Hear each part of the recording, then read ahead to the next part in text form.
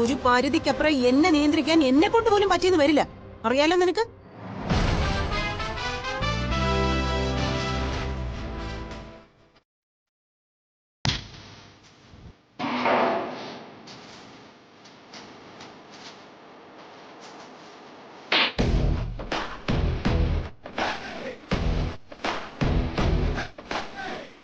എവിടെയെങ്കിലും നീ എന്റെ കൈ നാണ്ടി മേടിക്കാതെ നോക്ക്. ഇതെന്റെ ഒരു അപേക്ഷയാ. അതുകൊണ്ട് നിന്റെ കാര്യം നോക്കി പോവാൻ നോക്ക്. അനഘേ, നിനക്ക് സമാധാനമായല്ലോ? നമ്മൾ വന്നത് സന്തോഷത്തോടെ കുറച്ചു ദിവസം ഒരുമിച്ച് യാത്ര ചെയ്യാന്ന് കരുതിയിട്ടാ. അതിന്റെ ഇടയിൽ എന്തിനാ വെറുതെ വഴക്കും ബഹളമൊക്കെ? സന്തോഷത്തോടെയുള്ള യാത്ര ഞാൻ കാണിച്ചു തരാ ഇല്ലാത്തിനെ. ഒന്ന് പോടി അവിടുന്ന്.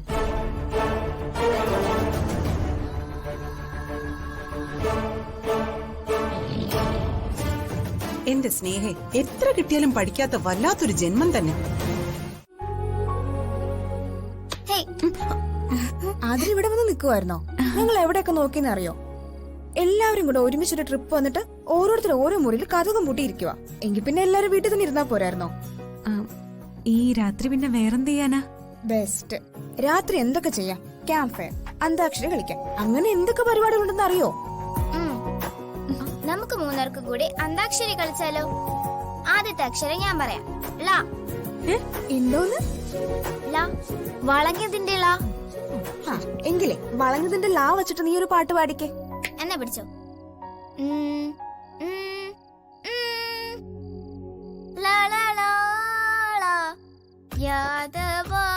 എനിക്കറിയാം. മതി നിന്റെ ഒരു ലാ. ഇന്ന് ശരിയാവില്ല.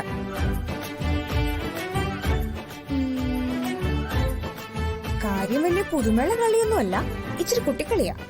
ഗെയിം പറയട്ടെ? നമുക്കേ സാറ്റ് കളിച്ചാലോ?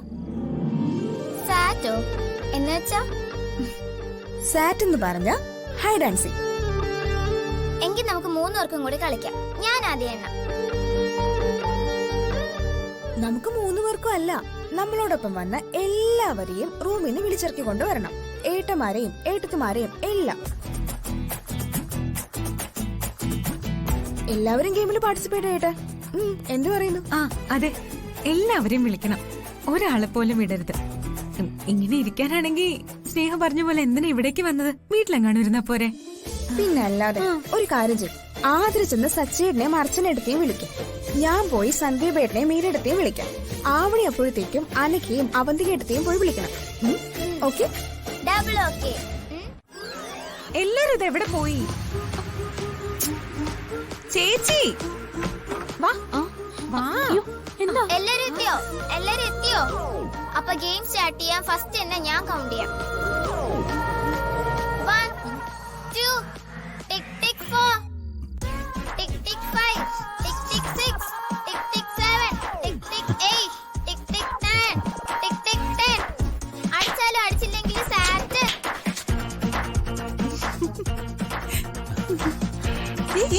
വീഴരുത്.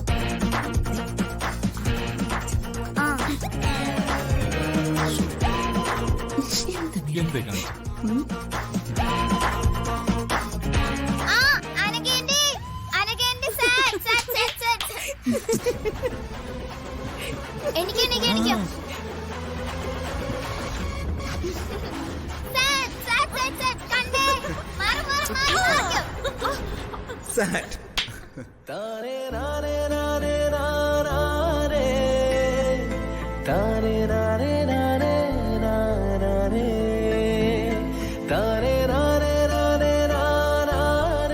ആദ്യം ഞാൻ അനഘേന്റെ കണ്ടുപിടിച്ച് അപ്പൊ ഞാൻ അനഘേന്റെ എണ്ണണം. ഇങ്ങോട്ട് വന്നേ.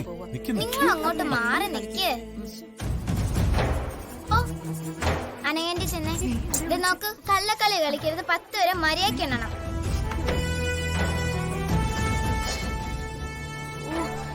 ടിക് ടിക് 1 ടിക് ടിക് 2 ടിക് ടിക് 3 ടിക് ടിക് 4 ടിക് ടിക് 5 ടിക് ടിക് 6 ടിക് ടിക് 7 ടിക് ടിക് 8 ടിക് ടിക് 9 ടിക് ടിക് 10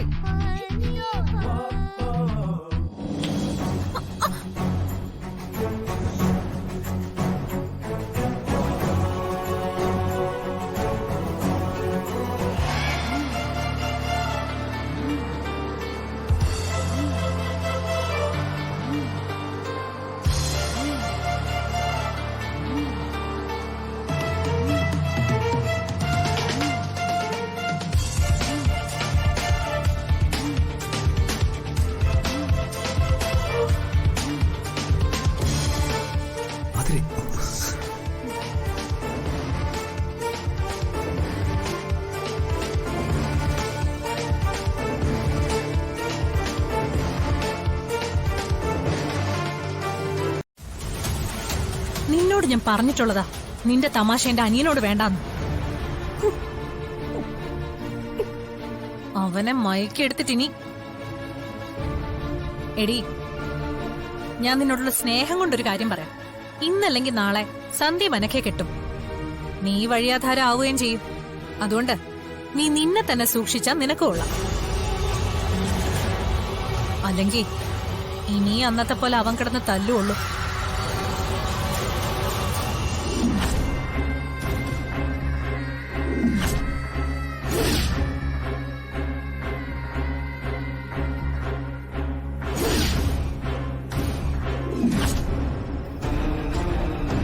നിനക്ക് എന്താ വേണ്ടേ? പൈസ നീ ചോദിക്ക്, ഞാൻ തരാം. എന്താന്ന് വെച്ചാ എല്ലാവിധ സുഖ സൗകര്യങ്ങളോടും കൂടി സന്തോഷമായിട്ട് ജീവിക്ക്. അങ്ങനൊരു ജീവിതം ആരാ ആഗ്രഹിക്കാത്തത്? നിന്റെ ആഗ്രഹം അത് തന്നെയാണെന്ന് എനിക്കറിയാം. അതിന് ഇവൻ തന്നെ വേണമെന്നില്ലല്ലോ. ഇവനേക്കാ നല്ലവന്മാരുണ്ട് ഈ നാട്ടില്. അതുകൊണ്ട് ഇവനെ അങ്ങ് വിട്ടുകള. അതല്ല, പറയുന്നതനുസരിക്കാതെ ധിക്കാരം കാണിച്ച് സന്ദീപിന്റെ പുറകെ ഇനിയും നടക്കാനാണ് നിന്റെ ഭാവമെങ്കിൽ ആതിര എന്ന് പേരിട്ടിരിക്കുന്ന ഈ ശരീരത്തിൽ ജീവൻ ഉണ്ടാവില്ല.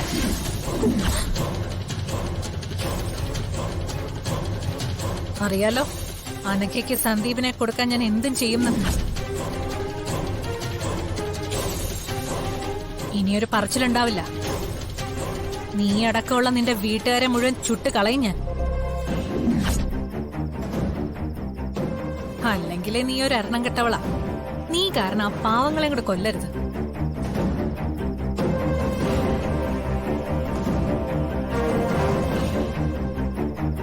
സന്ദീപിനൊപ്പം ഇനി നിന്നെ കണ്ട അവന്റെ കാര്യം പോക്ക. ഞാൻ പറഞ്ഞില്ലെന്ന് വേണ്ട.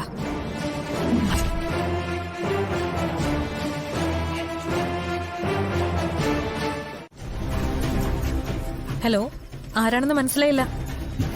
മനസ്സിലാക്കി തരാം. ശരിക്കും ഞാൻ ആരാണെന്ന് മനസ്സിലാക്കി തരാൻ തന്നെയാ ഞാനിപ്പം വിളിച്ചത്. എന്റെ പേര് അബ്ദുൽ ഖാദർ. ഒരു പാവൻ ഡോക്ടറാ.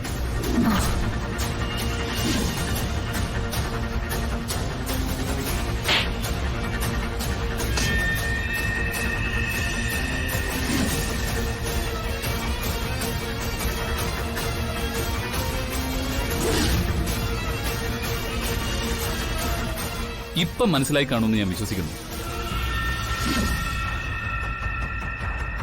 ഞാനിപ്പം വിളിച്ചതേ മറ്റൊരു കാര്യം പറയാനാ.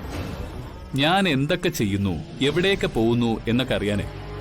മാഡം 3 പേരെ ചുമതലപ്പെടുത്തി എന്റെ പുറകെ അയച്ചിരുന്നില്ലേ? അവരിപ്പോ എന്നോടൊപ്പം ഉണ്ട്.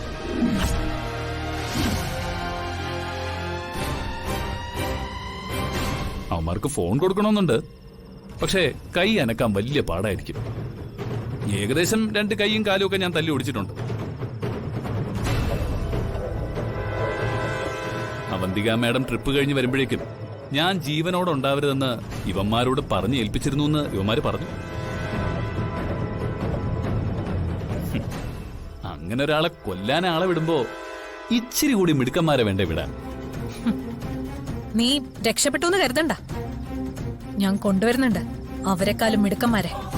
എന്റെ ദേഹത്ത് കൈവച്ച നീ അധികകാലം ജീവിക്കില്ല. ജീവിക്കണമെന്ന് എനിക്ക് ഒരാഗ്രഹമില്ല. പിന്നെ എന്നെ കൊന്നു കഴിയുമ്പോ ആ സേവിയറിന്റെ കല്ലറയെ തന്നെ കുഴിച്ചിടുകയും വേണം. അല്ല, അവിടെയാണല്ലോ മാനേജർ വിജയം കൊന്നിട്ടിരിക്കുന്നത്. നാളെ നേരം വെളുക്കുന്നതിന് മുമ്പ് ഡെഡ് ബോഡി മറവ് ചെയ്തിരിക്കണം. ആ സേവിയറിന്റെ ശവക്കല്ലറയില്ലേ, അതൊന്ന് രാത്രി ഒന്ന് ഇളക്കി മാറ്റി വിജയെ സേവിയറിന്റെ കൂടെ കിടത്തി കല്ലറ മൂടിയേക്ക.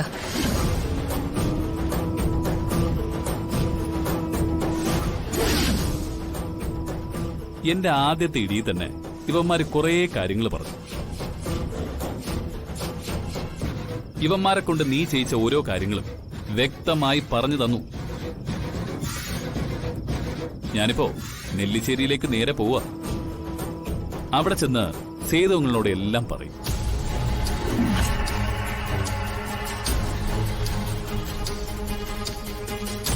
ഇത് നീ അർച്ചനയെ പേടിപ്പിച്ചും ഭീഷണിപ്പെടുത്തിയും ബ്ലോക്ക് ചെയ്ത പോലെ അല്ല. ഞാനിപ്പോ ഈ രാത്രി തന്നെ അവിടെ പോകും. എല്ലാ അങ്കിളിനെ ധരിപ്പിക്കുകയും ചെയ്യും.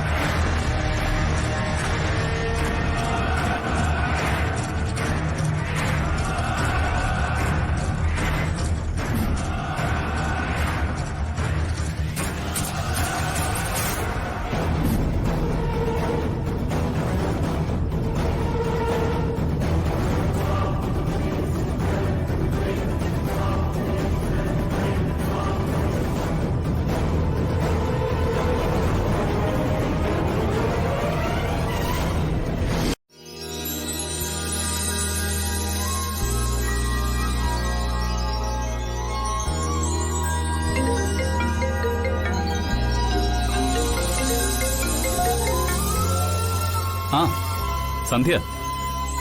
എത്ര നേരായിക്ക നീ വെയിറ്റ് ചെയ്ത് നിൽക്കുന്നു, മരുന്നില്ലേ? ആ കുറച്ച് വേറെ ജോലിയിലായി പോയി. ഇനി കുറച്ച് ജോലിയും കൂടി ഉണ്ട്. അതുകൂടി കഴിഞ്ഞാ ഞാൻ വേഗം അങ്ങ് വന്നേക്കാം. എന്നിട്ട് നമുക്ക് ഒരുമിച്ച് പുറത്ത് ഡിന്നറിന് പോവാം. താൻ റെഡിയായിട്ട് നിൽക്കുക. വെഡിങ് ആനിവേഴ്സറി ആയിട്ട് ഇന്ന് ഒരിടത്തും പോണ്ടെന്ന് ഞാൻ പറഞ്ഞതല്ലേ. നമ്മുടെ വെഡിങ് ആനിവേഴ്സറി ആയിട്ട് തനിക്കൊരു സർപ്രൈസ് ഉണ്ട്. എന്താ? അതൊക്കെ വന്നിട്ട് പറയാം. വലിയൊരു പ്രശ്നത്തിന് ഇന്ന് എൻഡിങ് ആവുന്ന ദിവസം. പ്രശ്നോ? അതൊക്കെ ഞാൻ വന്നിട്ട് പറയാം. താൻ വെയിറ്റ് ചെയ്യ. ആ ശരി ശരി, വേഗം വന്നാ മതി. ഹലോ, പിന്നെ ഒരു കാര്യം. ആ ഹലോ ഇക്ക. സന്ധ്യ, പിന്നെ ആ കഥവൊക്കെ അടച്ച് കുറ്റിയിട്ടിരുന്നോണേ. ഞാനല്ലാതെ വേറെ ആര് വന്നാലും തുറക്കണ്ട. ഇക്ക സത്യം പറയേ, എന്തെങ്കിലും പ്രശ്നമുണ്ടോ? അയ്യോടോ, പ്രശ്നമൊന്നും ഉണ്ടായിട്ടല്ല. താൻ ഒറ്റയ്ക്കല്ലേ, അതുകൊണ്ട് പറഞ്ഞതാ. വേഗം പറഞ്ഞേക്ക. ആ ഞാൻ ദേ എത്തി.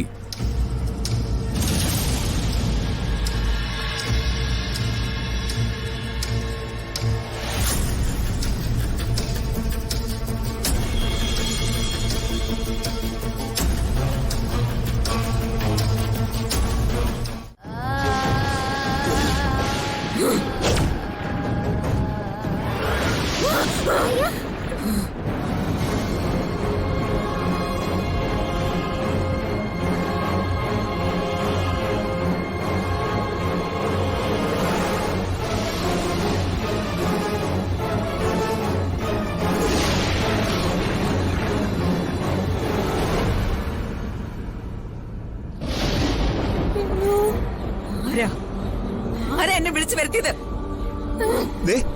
ഈ മീനെടുത്തിയാ?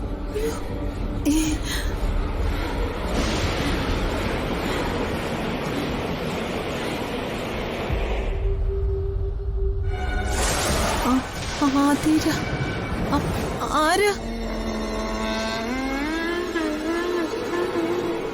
അയ്യോ നീരച്ചി, എന്നെ മനസ്സിലായില്ലേ? ഞാൻ ചാന്ദിനിയാ, സുമതി അമ്മായിയുടെ മോള് ചാന്ദിനി. സംശയിക്കണ്ട മീരച്ചി, ഞാൻ ചാന്ദിനി തന്നെയാ. എത്ര നാളായി നമ്മൾ തമ്മിൽ കണ്ടിട്ട്. ഞാൻ മരിച്ചു കിടന്നപ്പോ ചേച്ചി നിലവിളിച്ച് കരഞ്ഞത് എനിക്ക് ഇന്നലത്തെ പോലെ ഓർമ്മയുണ്ട്. സത്യാണോ ഈ പറയുന്നേ? എന്റെ ചാന്ദിനി മോളാണോ ഇത്? ആത്മാക്കള് കള്ളം പറയില്ല ചേച്ചി, തല പോയാലും സത്യം മാത്രമേ പറയൂ.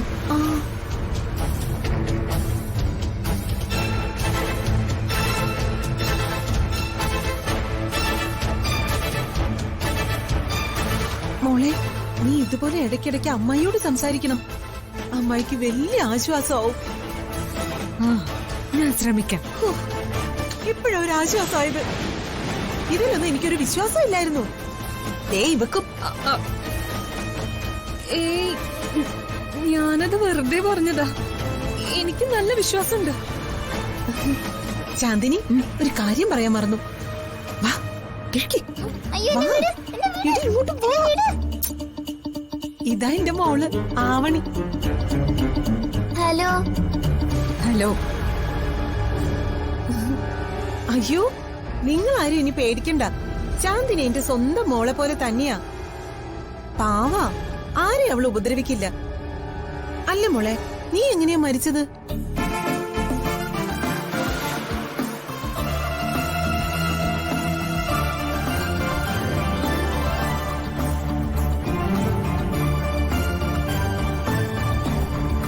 നിനക്കാരെ ഇഷ്ടായിരുന്നോ? അമ്മായി അത് എതിർത്തെന്നോ? ആ ദേഷ്യത്തില് നീ തൂങ്ങി മരിച്ചെന്നോ? അങ്ങനെ എന്തോ ആണല്ലോ പറഞ്ഞത്. അത് ശരിയാണോ മോളെ?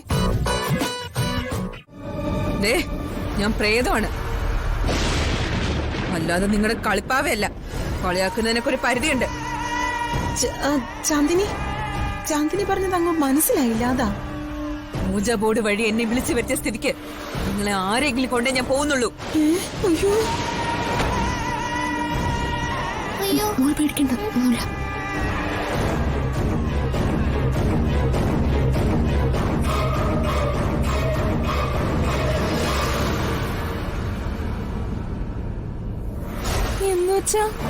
എന്ന് വെച്ചാ നിങ്ങളുടെ ആരുടെങ്കിലും ജീവൻ വേണമെന്ന്.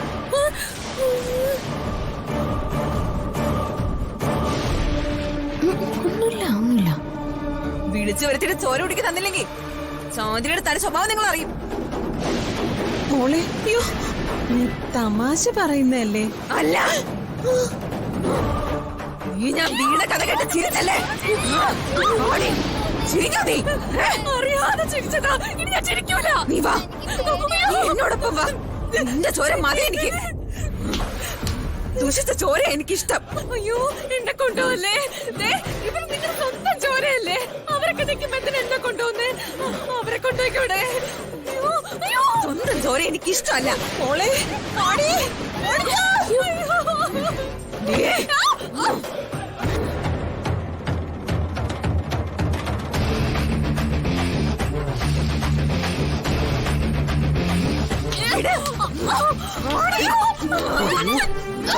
നിന്നെ ഞാൻ കൊല്ലും. ഓടി അങ്ങോട്ട്.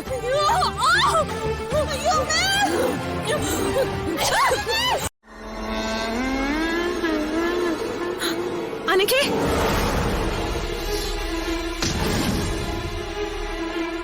അയ്യോ അനക്കേ, മോളെ അനക്കേ, മോളെ അനക്കേ, എടി അനക്കേ.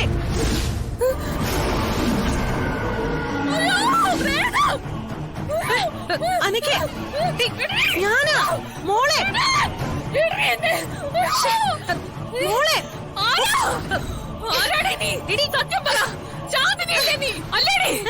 ചാന്ദിനിയോ? അതാരാ? എനിക്കറിയാം, ഫ്ലവറിലുള്ള ചാന്ദിനിയല്ലേ നീ? ആ മീരയും അവളുടെ മോളെയും ഞാൻ എന്തോ പറഞ്ഞതിനുള്ള കണക്ക് തീർക്കാൻ വന്നതല്ലേ നീ? എന്നെ ഒന്നും ചെയ്യരുത്. സത്യം പറഞ്ഞാ ഞാനൊരു പാവാ. അനക്കേ, നീ എന്തൊക്കെയാ പിച്ചുമ്പേ പറയുന്നേ? നിന്റെ സമനില തെറ്റിയോ? എന്നെ ലോകത്തുനിന്ന് കൊണ്ടുപോകരുത്. എനിക്ക് ഇനി ജീവിക്കണം. പ്ലീസ്, നിന്നെ പോലെ ഒരു പെണ്ണല്ല ഞാനും. ഇല്ല, നിന്റെ ലോകത്തേക്ക് എന്നെ കൊണ്ടുപോകാനുള്ള നിന്റെ ആഗ്രഹം നടക്കില്ല.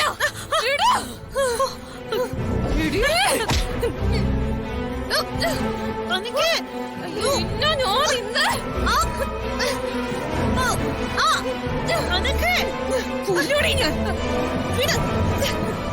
കൊല്ലൂ. അയ്യോ,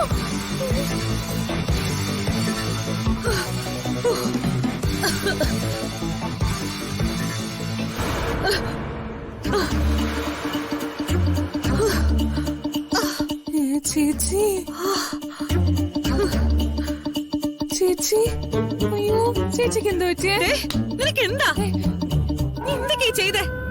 ചേച്ചി, ഇത് നമ്മൾ ഉദ്ദേശിച്ച പോലൊരു സ്ഥലമല്ല. നമുക്ക് എത്രയും പെട്ടെന്ന് ഇവിടുന്ന് പോണം. വാ ചേച്ചി ഇങ്ങോട്ട്, ഇല്ലെങ്കിൽ നമ്മൾ ആ ചാന്ദിനിയുടെ കയ്യിൽ പെടും. പറയില്ല. ഒന്നാമത് ഞാൻ ഭ്രാന്ത് പിടിച്ച അവസ്ഥയില. അതിന്റെ ഇടയ്ക്ക് നിന്റെ ഈ നട്ടപ്രാന്ത് കൊണ്ട് വരല്ലേ? ആ ചേച്ചി,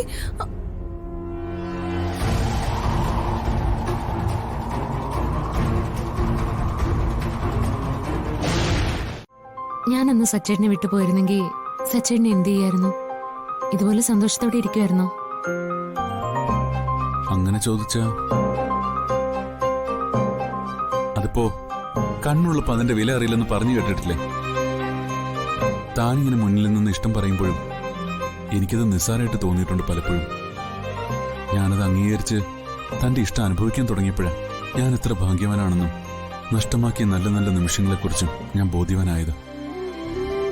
ശരിക്കും താനൊന്ന് പോയിരുന്നെങ്കിൽ എന്റെ ജീവിതം ഇരുട്ടിലാവുമായിരുന്നു. ആർക്കും മുഖം കൊടുക്കാതെ ഒരു മുറിയിൽ അടച്ചിരുന്നേ. ഇനി താൻ പറയും, തന്റെ അവസ്ഥ എന്താവുമായിരുന്നു?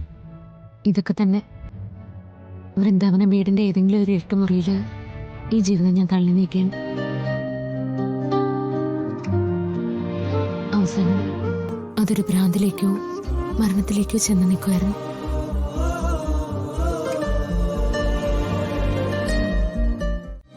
സത്യം, എന്റെ പ്രാർത്ഥനയും ഈശ്വര തീരുമാനവും ഒന്നായിരുന്നു.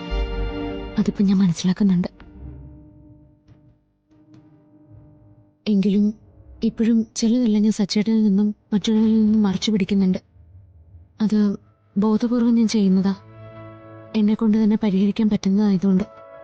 ഞാനിതെന്താന്ന് ചോദിക്കുന്നുമില്ല, താൻ പറയുകയും വേണ്ട. എല്ലാവരുടെ മനസ്സിലും വേറെ ആരും അറിയാത്ത, അഥവാ പറഞ്ഞാലും മനസ്സിലാവാത്ത ഒരു സ്പേസ് ഉണ്ടാവും. ഭർത്താവിന്, ഭാര്യയ്ക്ക്, സഹോദരങ്ങൾക്ക്, കാമുകന്, കാമുകിക്ക്, എന്തിന് നമ്മളെ പെറ്റുപോറ്റി വളർത്തുന്ന മാതാപിതാക്കൾക്ക് പോലും മനസ്സിലാവാത്തൊരിടം. ആ ഒരിടത്താണ് ശരിക്കും നമ്മളെ തിരിച്ചറിയുന്നത്. അത് അവരവർക്കല്ലാതെ എത്ര മനസ്സിലാക്കിയെന്ന് പറഞ്ഞാലും മറ്റാർക്കും പ്രെഡിക്റ്റ് ചെയ്യാൻ പറ്റില്ല. സച്ചിദാനന്ദൻ എന്ന പച്ചയായ മനുഷ്യനെ അറിയാവുന്നത് സച്ചിദാനന്ദന് മാത്രമാണ്. അതുപോലെ തന്നെയാണ് അർച്ചനയ്ക്കും. അർച്ചന എന്ന എന്റെ ഭാര്യയുടെ കാര്യത്തിൽ മാത്രമേ ഞാൻ ഇടപെടാറുള്ളൂ. അർച്ചന എന്ന സ്ത്രീയുടെ വ്യക്തിത്വത്തെയും തീരുമാനത്തെയും ഒരിക്കലും ഞാൻ ചോദ്യം ചെയ്യാൻ വരില്ല. ഒരു നിർബന്ധമുള്ളത്, എന്ത് തീരുമാനം എടുത്താലും അത് പ്രവർത്തിച്ചാലും അതിന്റെ അവസാനം തന്റെ തല താഴ്ന്നു നിൽക്കരുത്. തന്റെ തോൽവി അത് ചെറുതായാലും വലുതായാലും തന്നെക്കാൾ ബാധിക്കുന്നത് എന്നെയാണ്. ഞാൻ പറഞ്ഞത് മനസ്സിലായ അർച്ചനയ്ക്ക്? മനസ്സിലായി സച്ചേട്ടാ. എനിക്ക് ശരിയാണെന്ന് തോന്നുന്നതേ ഞാൻ എപ്പോഴും ചെയ്തിട്ടുള്ളൂ. ചിലപ്പോഴൊക്കെ എന്റെ തീരുമാനങ്ങൾ ശരികളും മറ്റുള്ളവർക്ക് വേദനയായി വന്നേക്കാം. എങ്കിലും എല്ലാത്തിന്റെ അവസാനം ഉണ്ടാവുന്ന ദിവസം എല്ലാവരുടെ മുമ്പിൽ തല ഉയർത്തി നിൽക്കുകയുള്ളൂ അർച്ചന. ഞാൻ കാരണം ഒരിക്കലും സച്ചേന്റെ തല താഴേണ്ട അവസ്ഥ വരില്ല. എന്നിട്ടെന്താ ഇപ്പതാ തന്റെ അടുത്തിരിക്കുന്നു? അതല്ല, ആ കുട്ടി ഇപ്പൊ എവിടെയാ? ആർക്കറിയാം? സന്ദീപെ കളിക്കല്ലേ, പറ, ആ കുട്ടി എവിടെയാ? ഞാൻ പറഞ്ഞത് സത്യ. ആ കുട്ടി ഇപ്പൊ എവിടെയാണെന്ന് എനിക്ക് അറിയില്ല. എന്തിനാ നിങ്ങൾ പിരിഞ്ഞത്? അത് വേണ്ട, എല്ലാം അറിഞ്ഞിട്ട് എന്നെ ബ്ലാക്ക് മെയിൽ ചെയ്യാനല്ലേ. ഇപ്പൊ എന്തിനാ നമ്മൾ മറ്റുള്ളവരുടെ കാര്യം പറയുന്നേ? ഇന്ന് രാത്രി മുഴുവൻ സംസാരിച്ച തീരാത്ത കാര്യങ്ങൾ നമുക്ക് പറയാനുള്ളപ്പോ. അയ്യേ, ഭർത്താവിന്റെ പഴയ സ്നേഹബന്ധം അറിഞ്ഞ ഉടനെ സംശയിച്ച് അതേ കയറി ചൊറിഞ്ഞ് വഴക്കുണ്ടാക്കുന്ന സൈക്കോ ഭാര്യയൊന്നും അല്ല ഞാൻ. അതുകൊണ്ട് മോൻ വേഗം പറഞ്ഞേ, ആ കുട്ടിയെ സന്ദീപ് എന്തിനാ പിരിഞ്ഞത്? പിരിയാ മാത്രം ഞങ്ങൾ പ്രേമത്തിലൊന്നും ആയിരുന്നില്ല. പിന്നെ എനിക്ക് മാത്രമേ ഇഷ്ടമുണ്ടായിരുന്നുള്ളൂ. മനസ്സിലാണോ? അതുമല്ല. പിന്നെ എന്തോന്ന് മണ്ണാങ്കട്ടയാ? MBA പഠിക്കുമ്പോ കൂടെ പഠിച്ച കുട്ടിയാ. 2 വർഷം ഞാൻ അവളെ സ്നേഹിച്ചു. പറയാൻ പേടിയായിരുന്നു. പിന്നെ പറയാന്ന് കരുതി ചെന്നപ്പോ അവൾക്ക് എന്റെ ഫ്രണ്ടുമായിട്ട് റിലേഷനായി. ഈ സമയം വരെ ആ കൊച്ചിനറിയില്ല ഞാൻ അവളെ പ്രേമിച്ച കാര്യം. ബെസ്റ്റ് പ്രേമം. എന്നോടും പറയാൻ മടിയായിരുന്നല്ലോ. അവസാനം ഒന്ന് പൊട്ടിച്ചപ്പോഴല്ലേ എല്ലാം ശരിയായത്.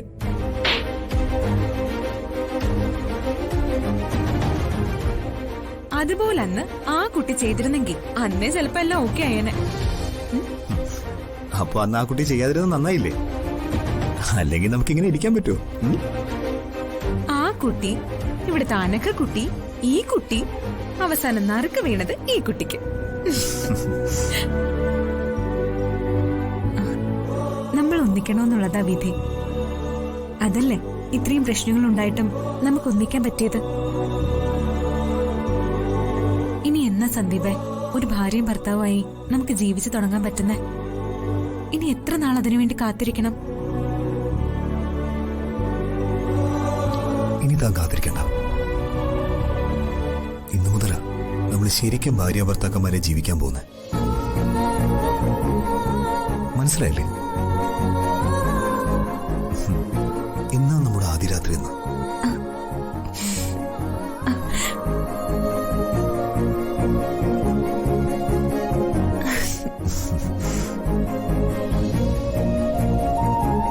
വിവാഹം കഴിഞ്ഞിട്ട് ഇത്രയും നാള് നമ്മൾ രണ്ടിടത്തായിരുന്നില്ലേ? ഇന്നിപ്പോ ഒരിടത്ത്. ചുരുക്കി പറഞ്ഞ മിക്കപ്പോഴും തോന്നുന്നല്ലേ? അതെ, അതാണ് സത്യം. സംസാരിക്കണമൊന്നും ഇല്ലെങ്കിലും ഇതുപോലെ എനിക്കിങ്ങനെ നോക്കിയിരിക്കണം.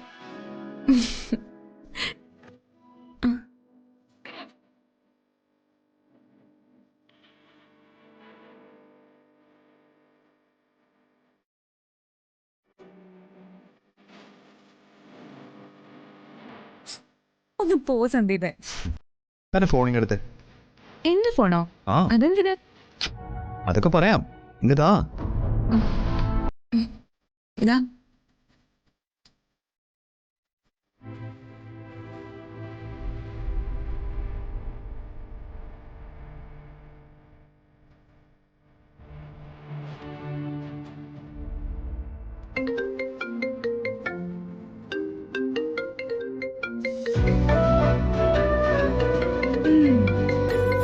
എനിക്ക് മനസ്സിലായി കാര്യം എന്താന്ന്. പൂവാലെന്ന് സേവ് ചെയ്തിരിക്കുന്നത് മാറ്റിയൊന്നും അറിയാൻ വേണ്ടിയല്ലേ? അതെ, ഇപ്പോഴും തന്റെ മനസ്സിൽ എനിക്കൊരു പൂവാല സ്ഥാനമാണോന്ന് അറിയാൻ വേണ്ടി നോക്കിയതാ. ആ സ്ഥാനമൊക്കെ എന്നേ മാറി. ഉറപ്പാണോ? എന്തു വന്നാലും താൻ പോയില്ലേ? ഇല്ല, മരണത്തോടെ അല്ലാതെ നമ്മളെ പിരിക്കാൻ ആർക്കും കഴിയില്ല സച്ചേട്ട. ഞാൻ അത്രയ്ക്ക് എന്റെ സച്ചേട്ടനെ സ്നേഹിക്കുന്നുണ്ട്, വിശ്വസിക്കുന്നുണ്ട്. എനിക്കിനി ഇയാളില്ലാതെ പറ്റില്ല. എല്ലാവരും അസൂയപ്പെടുന്ന വിധം നമ്മൾ സ്നേഹിക്കണം, ഒരുമിച്ച് ജീവിക്കണം. അതേയുള്ളൂ എന്റെ ആഗ്രഹവും പ്രാർത്ഥനയും.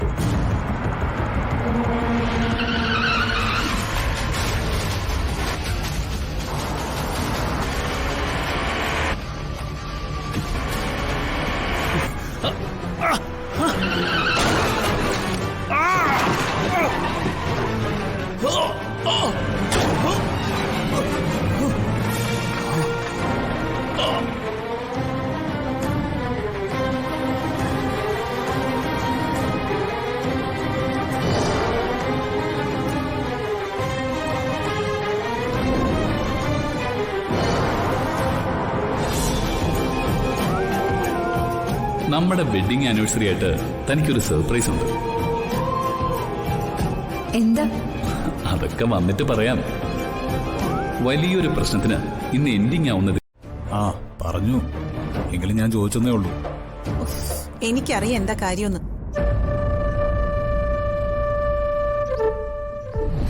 എന്റെ പൊന്ന് അനൂപേട്ട, ഞാൻ പറഞ്ഞില്ലേ ഒരു കുഴപ്പമില്ലാന്ന്. അനൂപേട്ടൻ ധൈര്യമായിട്ടിരിക്കേ. ആ ആതിര എവിടെ? ആ അവൾ ഇവിടെയൊക്കെ തന്നെ ഉണ്ട്. അപ്പൊ നിന്റെ അടുത്തില്ലേ ഇവള്? ടൂർ വന്നിട്ട് ഇങ്ങനെ എപ്പോഴും അവളുടെ പുറകെ നടക്കാൻ പറ്റുമോ? എനിക്ക് നടക്കണം. അവൾ എപ്പോഴും നിന്റെ കൺവട്ടം തന്നെ ഉണ്ടാവണം, മനസ്സിലായോ? ഞാൻ ശ്രദ്ധിച്ചോളാം. അനുപേട്ടൻ ആദ്യം ഈ ആവലാതി ഒന്ന് നിർത്ത്. ആവണി മോളോ? എഴുന്നേറ്റില്ല. എനിക്ക് ഫോൺ വെച്ചേക്ക്. പിന്നെ ഞാൻ പറഞ്ഞതൊക്കെ ഓർമ്മയുണ്ടല്ലോ? ഉണ്ട്. ആ പിന്നെ എന്തെങ്കിലും നിനക്ക് ഇഷ്ടപ്പെടായിക തോന്നിയാ അപ്പ ആതിരയും മോളെയും വിളിച്ച് ഇന്നെ തിരിച്ചു പോന്നേക്കണം. ആ അതെവിടെയാണെങ്കിലും ഏത് സമയത്താണെങ്കിലും, കേട്ടോ? ഓ ശരി, എന്നാ ഇനി ഞാൻ ഫോണൊന്ന് വെച്ചോട്ടെ. ഈ അനുപേട്ടന്റെ ഒരു കാര്യം.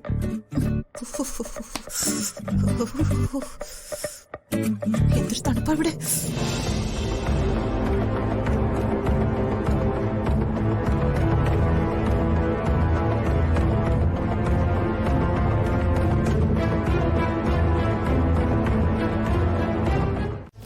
അതെ, ദീർഘസുമംഗലി ആയിരിക്കാനും ഭർത്താവിനും സ്വന്തക്കാർക്കും ആപത്തൊന്നും വരാതിരിക്കാൻ ശത്രുക്കളിൽ നിന്നും രക്ഷയ്ക്കായി അവിടുന്ന് ഒരു നൂല് ജപിച്ചു തരും. ആ നൂല് കെട്ടിയ നമ്മളെ ചുറ്റിപ്പറ്റി നിൽക്കുന്ന ആർക്കും ഒരു കുഴപ്പവും വരില്ല. ഞാൻ അനുഭവസ്ഥയാ. അങ്ങനെ നൂല് ജപിച്ചു തരണമെങ്കിൽ നമ്മൾ ഒറ്റയ്ക്ക് പോണം. മറ്റാരെ അറിയിക്കാതെ രഹസ്യമായിട്ട് ചരട് കെട്ടിയ ശത്രുക്കൾ നമ്മുടെ കാൽക്കീഴിൽ വന്ന് കിടക്കും. എന്റെ ശത്രുക്കളിൽ പലരും ഇപ്പൊ പള്ളിയിലെ പാസ്റ്റർമാരാ. അത്രയ്ക്ക് നല്ലവരാവും. സത്യം, പോയാലോ നമുക്ക്? പോകാം. എങ്ങനെയാ പോന്ന? വണ്ടി? എന്തിനു വണ്ടി? ദേ, ഈ പറമ്പൊന്ന് കഴിഞ്ഞ അമ്പലമാ. നടന്നു പോവാന്ന ദൂരേ ഉള്ളൂ. എങ്കിൽ ഞാൻ എന്റെ അനിയത്തിയും കൂടി വിളിക്കാം. എന്തിന്? ഇത് മറ്റാരും അറിയരുതെന്നാ ശാസ്ത്രം. കാര്യം നമുക്ക് അവളോട് പറയണ്ട. ഒറ്റയ്ക്ക് പോയാ സച്ചിൻ എന്നെ വഴക്ക് പറയും. അതാ. അതിനെ നമുക്ക് പുറത്തു നിർത്താം. ശരി, വിളിക്കാം. ഞാൻ പോയി വിളിച്ചോണ്ട് വരാം. അതെ, പോകുന്ന കാര്യം ആരോടും പറയല്ലേ. ഒരു സ്ഥലം വരെയെന്ന് ചോദിക്കുന്നവരോട് പറഞ്ഞാ മതി.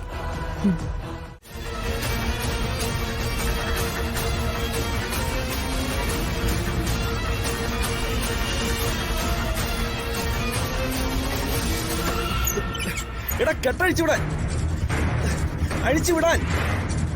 എടാ എന്റെ കെട്ടഴിച്ചു വിടാൻ. എന്നോട് എന്തിനാ ഈ ക്രൂരത കാണിക്കുന്നേ? എടാ ഞാൻ നിങ്ങളോട് ഒരു തെറ്റും ചെയ്തിട്ടില്ലല്ലോ.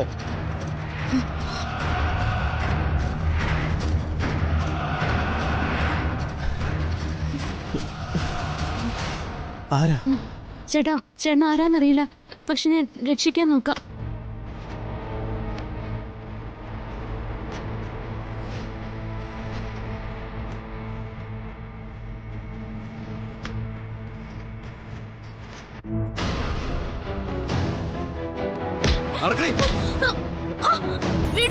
ഇങ്ങോട്ട് നടക്കാൻ.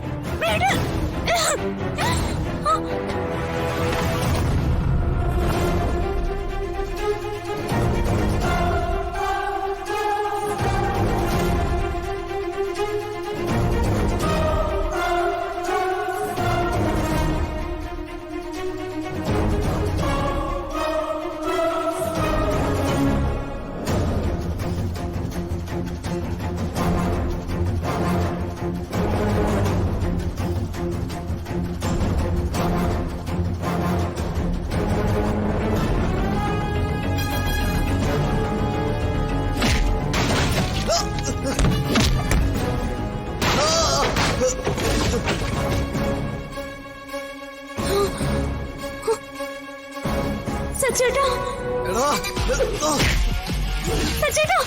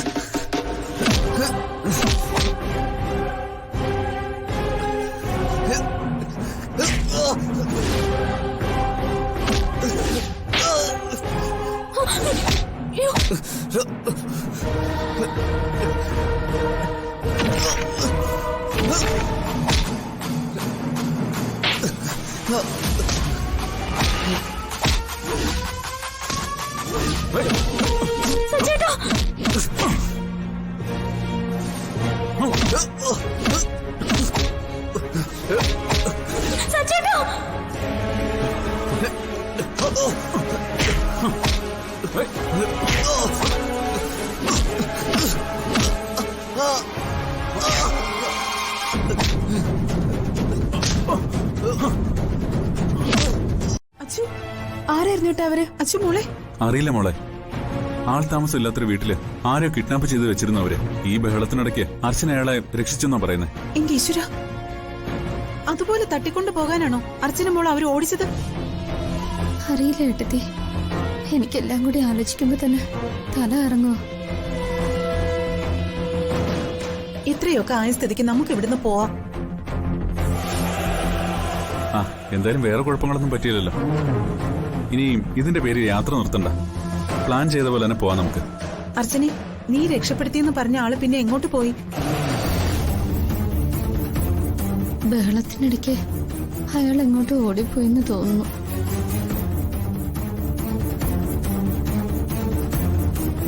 മുഖം ശരിക്കും കാണാൻ പറ്റിയില്ല.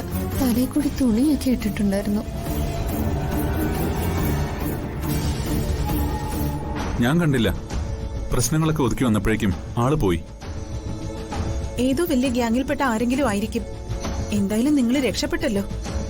ഈശ്വരനെ വിളിച്ചതിന് കയ്യും കണക്കും ഇല്ല. ഇനി നമുക്കിവിടെ നിക്കണോ ഏട്ടാ? വേറെ എങ്ങോട്ടേലും പോവാം. എടി, ഇത് നമ്മുടെ വീടാ. അങ്ങനെ ആരെങ്കിലും പേടിച്ച് നമുക്ക് നാട് വിടാൻ പറ്റുമോ? ഇങ്ങനെയുള്ള ആളുകൾ എല്ലാ നാട്ടിലും കാണും.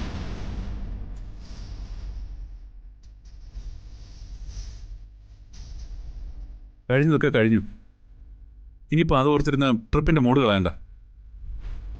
അർച്ചന, താൻ പോയി റെസ്റ്റ് എടുക്കും കുറച്ചു നേരം. അല്ല, അവന്തിക എടുത്ത് അനഘ എവിടെ?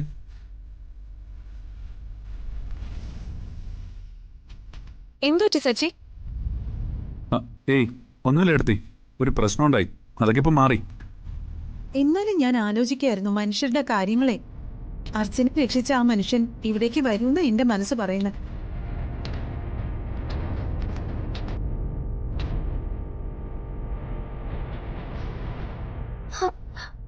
ആ സിന്ധു ചേച്ചി എവിടെ? ഇതുവരെ വന്നില്ല ഏട്ടത്തി.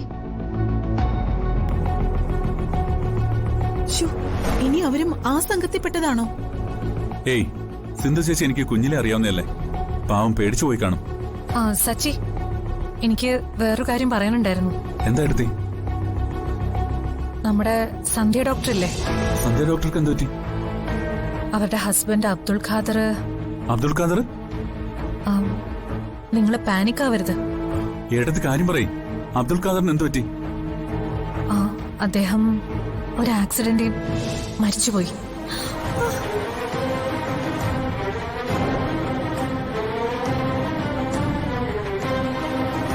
ഇപ്പോ എന്നെ ഒരാളെ വിളിച്ച് പറഞ്ഞതാ. സത്യമാണ് എടുത്തി പറയുന്നേ? ലാസ്റ്റ് ചാൻസാ നിന്റെ. സാധാരണ ഞാൻ പറഞ്ഞുവിടുന്ന ആരെയും തിരികെ എടുപ്പിക്കുന്നതല്ല. പിന്നെ അന്നത്തെ ആ സംഭവത്തിൽ എന്റെ ഭാഗത്തും കുറച്ച് തെറ്റുള്ളോണ്ടാ നിന്നെ വീണ്ടും വിളിച്ചു വരുത്തിയത്. തോന്നലല്ല, മേഡത്തിന്റെ ഭാഗത്ത് തന്നെയാണ് മുഴുവൻ തെറ്റും.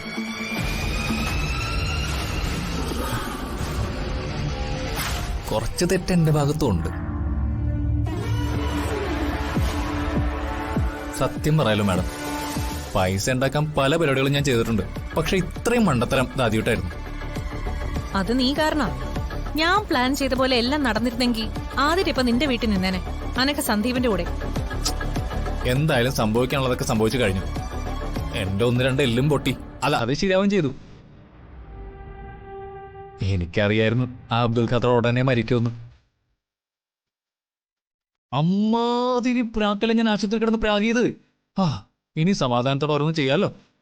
അങ്ങനെ സമാധാനപ്പെടാൻ വരട്ടെ. അബ്ദുൾ ഖാദർ മാത്രമേ മരിച്ചിട്ടുള്ളൂ. സച്ചിയും സന്ദീപും സന്ധ്യയും ജീവിച്ചിരിപ്പുണ്ട്. നീ സന്ദീപിനോട് കാണിച്ചു വെച്ച് നോക്കുമ്പോ നിന്നെ അവരെവിടെ കണ്ടാലും പഞ്ഞിക്കിടുന്ന ഉറപ്പാ. അതുകൊണ്ട് തൽക്കാലം അവരുടെ മുന്നിൽ ചെന്ന് പെടണ്ട. അത് നോക്കി തന്നെ ഞാൻ നടക്കുന്നത്. അതോടെ എന്താ നമ്മുടെ അടുത്ത പരിപാടി?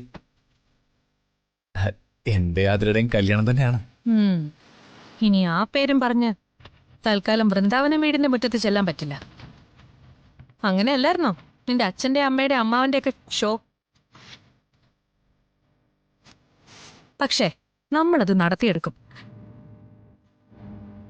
രണ്ടാമത് അല്ലപ്പോ ആദ്യം പഴയ ആദ്യം തന്നെ സന്ദീപിന്റെ അനഘയുടെ വിവാഹം. അതിനെ അർച്ചന മരിച്ച അവര് ജീവനോടുള്ളപ്പോ ആദ്യം പറഞ്ഞത് നടക്കില്ല, പിന്നെ രണ്ടാമത് പറഞ്ഞത് അതും നടക്കില്ല. നീ എന്നെ കളിയാക്കിയതാണെങ്കിലും പറഞ്ഞത് ശരിയാ.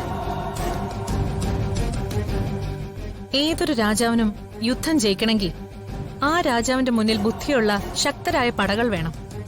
ആ പടകളാണ് രാജാവിന്റെ ജീവൻ രക്ഷിക്കാൻ പൊരുതുന്നത്. ഇവിടെ അർച്ചനയുടെ മുന്നിൽ 2 പോരാളികൾ ഉണ്ടായിരുന്നു, ഡോക്ടർ അബ്ദുൾ ഖാദറും ഡോക്ടർ സന്ധ്യയും. എല്ലാ ആപത്തിൽ നിന്നും അർച്ചനെ രക്ഷിച്ചു പോന്നവർ. എന്നാൽ ഇപ്പോ അവരാരും മുന്നിലില്ല. ഒരാൾ മരിച്ചു, ഒരാൾ ചത്തതിനൊക്കുമേ ജീവിച്ചിരിക്കലും എന്ന അവസ്ഥയിലാണ്. അവള് തനിച്ച. പടകളെ നഷ്ടപ്പെട്ട രാജാവിനെ പോലെ ഇനി എന്തു ചെയ്യുമെന്നറിയാതെ വെപ്രാളം നിറഞ്ഞ അവസ്ഥ. ആ അവസ്ഥയിൽ ശക്തനായ പോരാളി എന്തു ചെയ്യും? എന്ത് ചെയ്യണം? ആ തല വെട്ടിക്കളയണം. ആ, അതല്ലേ മേഡം ശരി. അതാണ് ശരി.